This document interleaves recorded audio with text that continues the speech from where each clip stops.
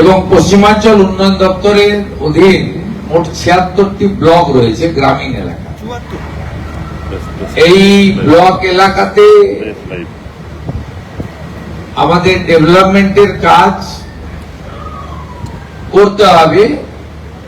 এখানে পরিকাঠামোগত উন্নয়ন, সামাজিক ক্ষেত্রে উন্নয়ন, জীবন জীবিকার মান উন্নয়ন এবং বিশেষ করে এই এলাকাতে তফসিলি জাতি, উপজাতি, কুর্মী, বাউরি সহ সমস্ত মানুষকে, যারা আমাদের, আমি মনে করি যারা মূল্যবাসী, তাদের ডেভেলপমেন্টের জন্য আমাদের বিশেষ বিশেষ নজর দেওয়া উচিত। 2019 সালে ঝাড়গ্রাম, আসানসোল, বর্ধমান, দুর্গাপুর, বাঁকুড়া, বিষ্ণুপুর, পুরুলিয়া, মেদিনীপুর আসন ভারতীয় জনতা পার্টি জেতার পরে প্রাক্তন মুখ্যমন্ত্রীর রাগ এসে পড়ে এখানকার মানুষের উপরে। সেই কারণে তিনি তার 2021 থেকে 26 সময়কালে পশ্চিমাঞ্চল উন্নয়ন দপ্তরকে অকেজো করে রেখেছিলেন, উন্নয়ন থেকে বঞ্চিত করে রেখেছিলেন। বীরভূমকে, পশ্চিম বর্ধমানকে, বাঁকুড়া, পুরুলিয়া, ঝাড়গ্রাম, পশ্চিম মেদিনীপুরকে, পূর্ব বর্ধমানের বীরভূম লাগোয়া অংশকে। স্বাভাবিকভাবে এবারে যখন সরকার তৈরি হলো, আমার কেন্দ্রীয় নেতৃত্বরা বললেন যে মুখ্যমন্ত্রীর পুলিশ দপ্তর ইত্যাদি ইত্যাদি বড় বড় দপ্তর তো থাকবেই, কিন্তু এই দুটো জায়গার উন্নয়নের দায়িত্বটা মুখ্যমন্ত্রীকে নিতে হবে। একটা হচ্ছে সুন্দরবন আর একটা হচ্ছে পশ্চিমাঞ্চল। তাই আমার যে কটা দপ্তর, আমি যে কটা দপ্তরের মন্ত্রী, তার মধ্যে পশ্চিমাঞ্চল উন্নয়ন দপ্তরও পড়ে। আমি আজকে এই এলাকার সম্মানীয় বিধায়কবৃন্দ, আমার সমস্ত সহকর্মী মন্ত্রীবৃন্দ, এই এলাকা থেকে যারা ক্যাবিনেটে আছেন, MIC, MOS, all BDOs, all DM এবং প্রিন্সিপাল সেক্রেটারি ছোটেন ডিল আমার নেতৃত্বে, PUPর সমস্ত special secretary, joint secretary, engineering cell, আমরা এখানে আলোচনা করলাম, পরিকল্পনা করলাম। আগামী 3 মাসের একটা পরিকল্পনা হলো সেপ্টেম্বর, অক্টোবর, নভেম্বর, এই মাসে পরিকল্পনাগুলো তোলা, স্কিম বানানো, DPR বানানো ইত্যাদি করা এবং পরের মাসে টেন্ডার ফ্লোট করা, পুজোর পর থেকে শুকনো সময় থেকে কাজগুলো শুরু করা। এবং এতে অগ্রাধিকার দিতে আমরা বলেছি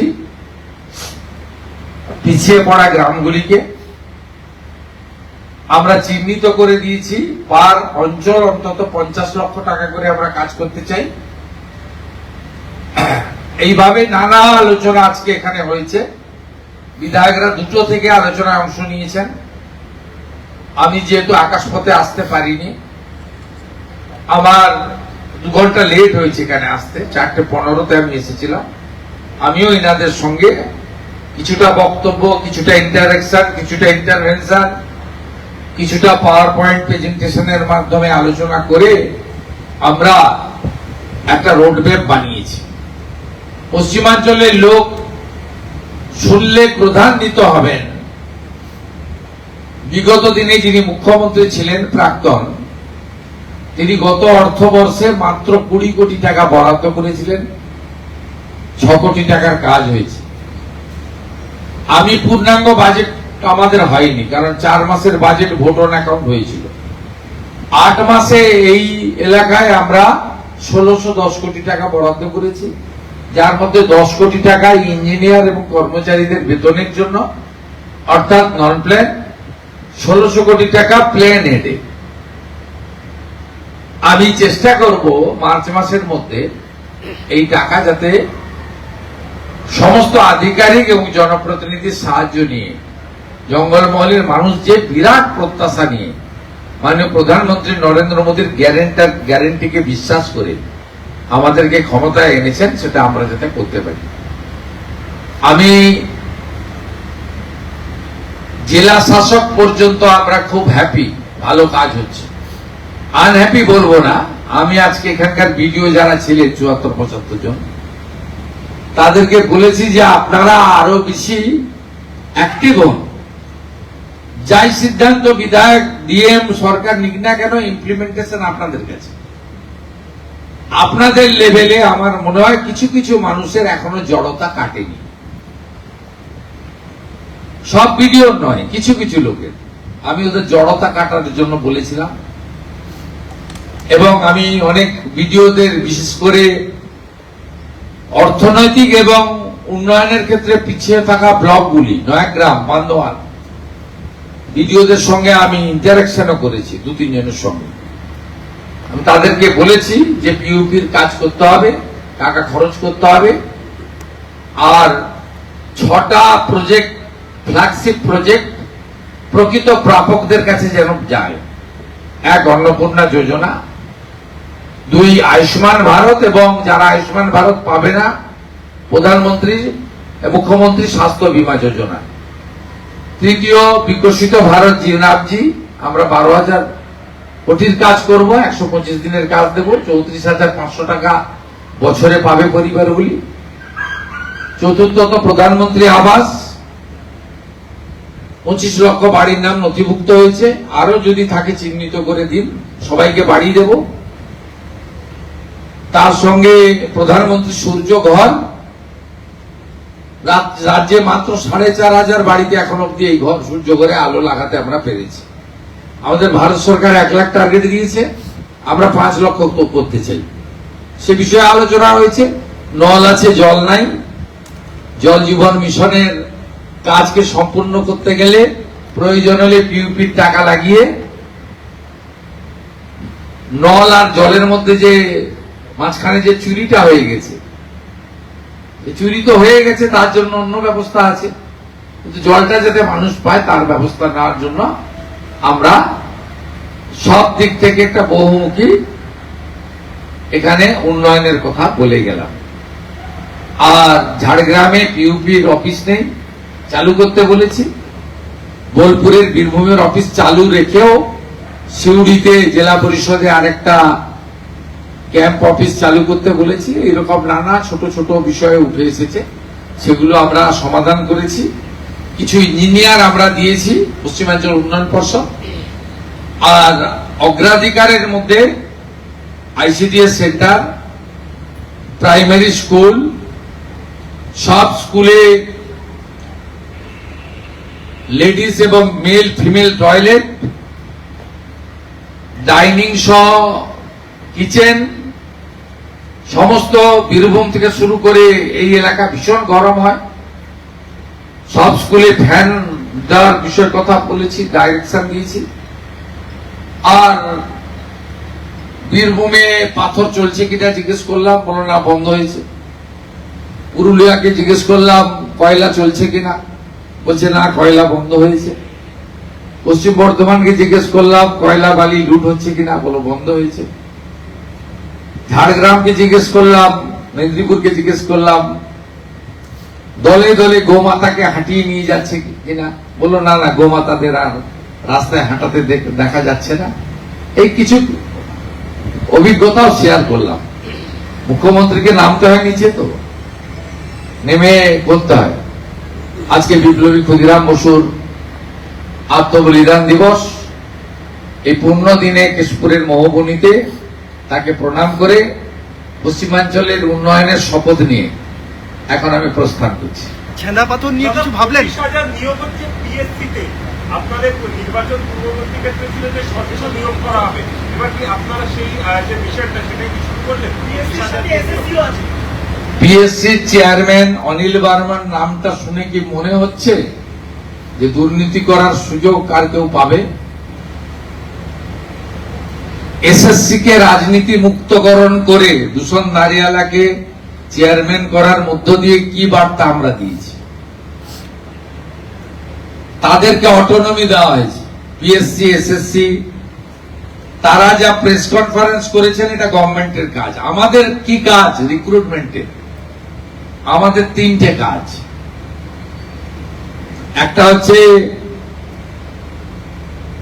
ক্যাবিনেটের সিদ্ধান্ত নেওয়া, জব ক্রিয়েশন, অনুমোদন দেওয়া ক্যাবিনেট থেকে, আর অর্থ দপ্তরের মঞ্জুরি। এই 3টে কাজ ছাড়া আমাদের আর কোনো কাজ নেই। আমার আরেকটা ইচ্ছা আছে, আমি এসএসসি, পিএসসি, পুলিশ রিক্রুটমেন্ট বোর্ডকে বলেছি, সব প্রসেস শেষ হয়ে যাওয়ার পরে আমাকে এবং মন্ত্রী বিধায়কদের ডাকবেন, আমরা একটু এমপ্লয়মেন্ট লেটার গুলো তুলে দিতে চাই আপনাদের সামনে। এর থেকে বেশি কিছু আমাদের চাওয়া নেই। আপনারা দেখবেন কিভাবে স্বচ্ছতার ভিত্তিতে নিয়োগ হয়। এখানে সব প্রাইমারি স্কুলে দেখবেন সিপিএম তার ক্যাডার ঢুকিয়েছে, সিপিএম এর আমলে সিপিএম ঢুকিয়েছে ক্যাডার, আর তৃণমূল বিক্রি করেছে চাকরি। আর ভারতীয় জনতা পার্টি দুটোর কোনোটাই করবে না। স্বচ্ছতার ভিত্তিতে, মেধার ভিত্তিতে নিয়োগ করবে এবং বাংলার মানুষ, বাংলার বেকার যুবক যুবতী দেখবে এবং সঠিক সময় তাদের প্রশংসা আমরা পাবো। 3 মাসের সরকারের কাছ থেকে এর থেকে বেশি কিছু আপনি শুনতে পারবেন না। আমাদের টাইম নিন, আমরা উইল ডু। নাম আবেদন করবেন নাম তোলার জন্য। আপনি ইন্ডিভিজুয়াল কেস বলছেন, আমি কি করে বলবো? না, এটা মুখ্যমন্ত্রীর কাজ নয়। মুখ্যমন্ত্রী শুধু দুটো কথা বলতে পারে, যে হিন্দু শরণার্থীরা বাংলাদেশ থেকে এসেছেন তারা সিএএ তে আবেদন করুন, যতক্ষণ না নিষ্পত্তি হচ্ছে রেশন থেকে, অন্নপূর্ণা থেকে, বয়স্ক ভাতা থেকে কোনো অধিকার থেকে বঞ্চিত হবেন না। আর যারা সুপ্রিম কোর্টের নির্দেশে ট্রাইব্যুনালে আবেদন করে রেখেছেন, ট্রাইব্যুনাল যতক্ষণ না তাদের নিষ্পত্তি করছে তাদের কোনো অধিকার থেকে রাজ্য সরকার বঞ্চিত করতে পারবে না, করবে না। এই দুটো কথা বলতে পারি।